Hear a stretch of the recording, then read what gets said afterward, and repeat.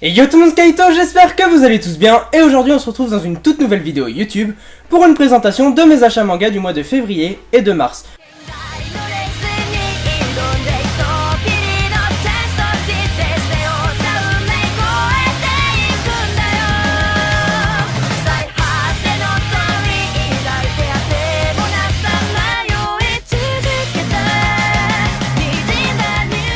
Donc vous allez être un petit peu surpris je pense, car j'ai vraiment presque aucun manga, j'en ai 8, ce qui est pas du tout énorme pour 2 mois. Mais j'ai pas trop d'argent et en plus bah j'ai pas eu le temps d'aller acheter des mangas tout simplement finalement. Enfin bref, du coup bah, on va commencer tout de suite et on va commencer avec les tomes de Kingdom. Donc on a le tome 11, le tome 12, le tome 13 et le tome 14. Donc franchement les tomes ils sont juste magnifiques au niveau graphisme de la première page. Moi mon préféré c'est le tome 13 entre les 4. Donc honnêtement je le trouve hyper coloré, super bien et tout. Enfin bref, du coup voilà. Après au niveau de l'histoire c'est toujours aussi bien hein. Honnêtement je pense qu'il faut pas s'attendre à de la merde au niveau de Kingdom. Surtout qu'ils sont quand même parés pour un gros nombre de tomes. Enfin bref, du coup voilà, donc j'ai lu les tomes et les dessins ils sont toujours aussi bien. Voilà. L'histoire, bah je vous en parle pas, franchement c'est excellent, honnêtement. Après, ouais ce personnage il est assez chelou. Après, moi d'habitude c'est pas trop mon style de manga, c'est pas les mangas, enfin c'est pas le style de manga que je lis habituellement. Mais honnêtement ça se laisse lire, moi j'aime bien. Donc bah toujours c'est Meian qui m'envoie les tomes. Avec une grande gentillesse honnêtement. Et le prix, je vous redis à chaque fois le prix, mais c'est vraiment pour vous montrer que c'est un manga qui est vraiment pas cher, surtout pour un manga de qualité, parce que quand on regarde les pages du manga, la grosseur du manga quand même, parce qu'il est pas non plus tout fin, pour le prix du coup de 7 €, c'est vraiment pas mal. On est vraiment sur un rapport qualité-prix assez cool. Enfin, soit les mangas de base ça coûte cher, mais là, pour un manga ça coûte vraiment pas cher. On passe maintenant à l'île infernale, donc je vous ai fait une vidéo dessus il y a pas très longtemps. Je vous invite à la voir si ce n'est pas déjà fait, donc vous allez dans mes vidéos et vous allez la voir tout simplement. C'est la toute dernière que j'ai fait il me semble. Donc du coup voilà, donc le tome magnifique en violet comme ça, très simple tome mais j'aime beaucoup. Moi honnêtement dès que j'ai vu le tome, j'ai voulu le lire tout de suite parce que ça m'a vachement intrigué. Et du coup je vous montre un petit peu les dessins.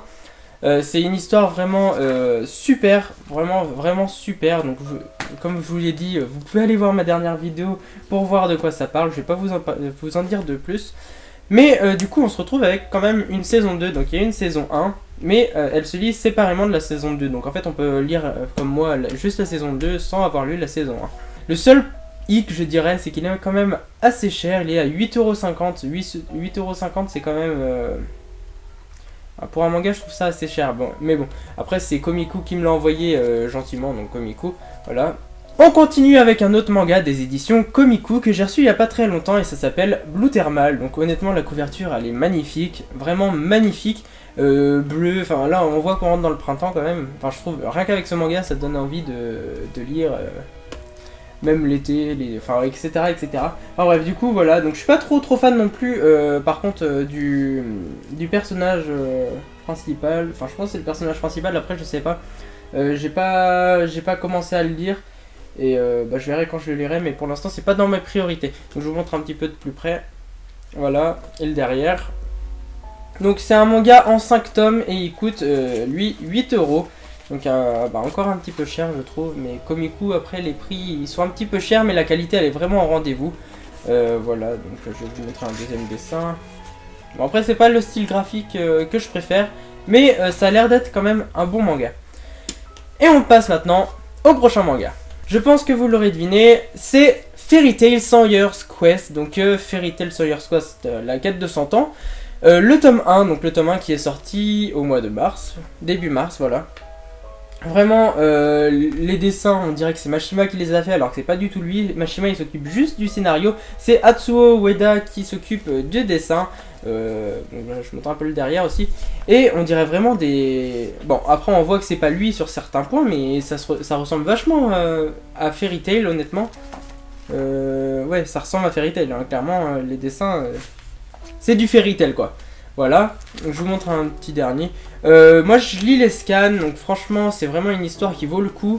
Si vous hésitez à vous lancer dans cette histoire, si vous, enfin bien sûr faut avoir lu Fairy Tail, mais si vous vous lancez, enfin avoir lu Fairy Tail, si pour comprendre faut avoir lu Fairy Tail quand même. Donc si vous comptez vous lancer dans cette histoire, je vous la recommande vivement parce que honnêtement je trouve qu'elle a, au niveau de Fairy Tail c'est une histoire qui a quand même pas mal de potentiel et après, bah, à voir ce qu'ils vont nous faire, mais en plus, il est prévu que ce soit quand même assez long, donc je sais pas trop combien il y aura de tomes. Mais pour l'instant, on est quand même sur une vingtaine de chapitres au niveau des scans, et là, il y en a 9, je crois. Attendez, je regarde. Il y a 9 chapitres, effectivement. Donc, voilà, je vais voir s'il n'y a pas marqué. Ouais, donc derrière, il y a toujours les petits dessins, voilà, je vous montre ça. On passe ensuite au dernier manga de ce mois-ci, et là aussi je pense que vous l'aurez deviné, c'est Eden Zero de Mashima, donc le même auteur que Fairy Tail. Eden Zero c'est un manga que j'aime beaucoup, donc je vous montre un petit peu les dessins en même temps de vous parler. C'est un manga que j'aime beaucoup, le seul problème, bah, là du coup je trouve, c'est la couverture, j'aime pas trop la couleur honnêtement. Donc du coup on est quand même face à une magnifique couverture.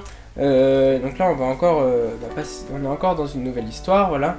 Les arcs ils sont assez courts pour l'instant, mais c'est pour mettre en place l'histoire principale.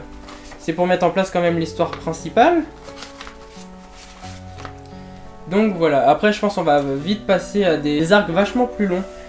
Mais pas tout de suite, faudrait que ça attende encore un tout petit peu, je pense, histoire de vraiment bien mettre les bases. Après au niveau des scans, là on est rendu encore dans un nouvel arc.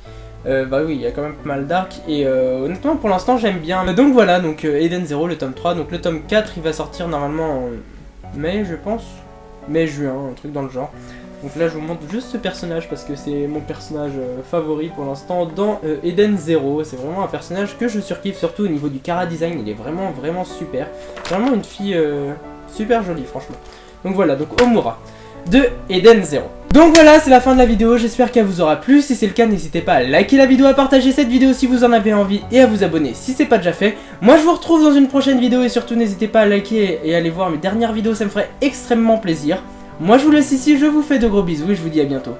Bye bye tout le monde.